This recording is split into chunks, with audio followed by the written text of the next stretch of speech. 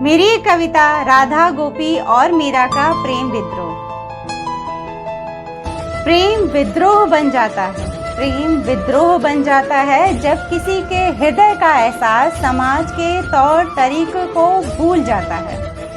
प्रेम विद्रोह बन जाता है जब किसी के हृदय का एहसास समाज के तौर तरीके को भूल जाता है।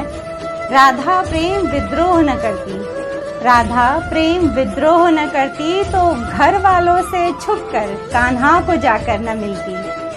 गोपियां प्रेम विद्रोह न करती, गोपियां प्रेम विद्रोह न करती तो कुछ उम्र में बड़ी होकर भी और कुछ शादीशुदा होकर भी कान्हा से प्रेम न करती। मीरा प्रेम विद्रोह न करती, मीरा प्रेम विद्रोह न करती तो घुंघरू बांधकर मंदिर मंदिर जाकर नाचती न गाती।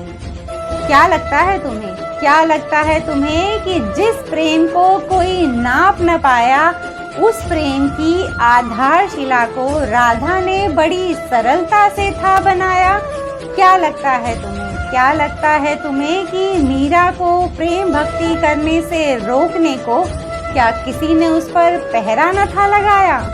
राधा ने एक प्रेम युग था बनाया, राधा ने एक प्रेम युग था बनाया और उस युग में कृष्ण के विरह में उन्होंने अनगिनत आंसू था बहाया।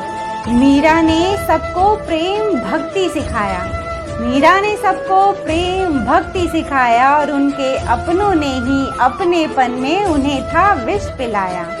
राधा और मीरा ने भयंकर प्रेम विद्रोह किया, राधा और मीरा ने भयंकर प्रेम विद्रोह किया। इसलिए स्त्री प्रेम का इतिहास इनसे ही आरंभ हुआ, इनसे ही आरंभ हुआ।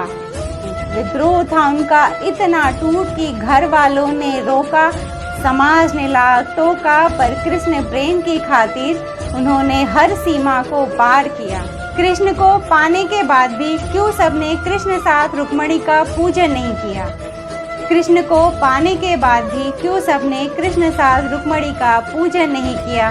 क्योंकि उन्होंने अपनी अपमान और आलोचना का जहर था नहीं पिया। Thank you so much. आप सब ने मेरी कविता को सुना। प्रेम विद्रोह बन गया था राधा का, मीरा का, गोपियों का भी, और उन्हें ये बिल्कुल एहसास भी नहीं हुआ क्योंकि वो उस वक्त प्रेम में थे। उन्हें इस बात का बिल्कुल भी एहसास नहीं था कि वो कौन से समाज के नियमों का उल्लंघन कर रहे हैं या उनके ऊपर कौन से लांछन लग रहे हैं। राधा ने कितनी बार घर से झूठ बोलकर कृष्ण को मिलने गई होंगी। गोपियाँ, कई गोपियाँ थी जो शादीशुदा थी, फिर भी वो कान्हा को प्रेम कर रही थी। तो ऐसे बहुत से नियम टूटे, ऐसे बहुत से समाज के नियमों का उल्लंघन हुआ।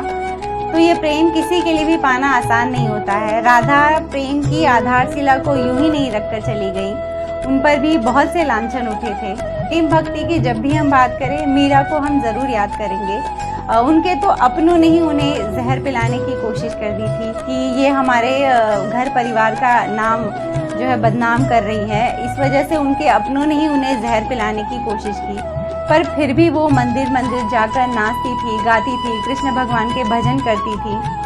और अगर आप सबको मेरी कविता अच्छी लगी हो और आप सब मेरे चैनल पर नए हो तो मेरे चैनल के सब्सक्राइब बटन को दबा लीजिए ताकि मेरी हर नई कविता आप तक आसानी से पहुंच सके। चलती हूँ, एक और नए वीडियो में आप सबसे मेरी मुलाकात रहेगी। तब तक उसके करीब रहिएगा। किसके?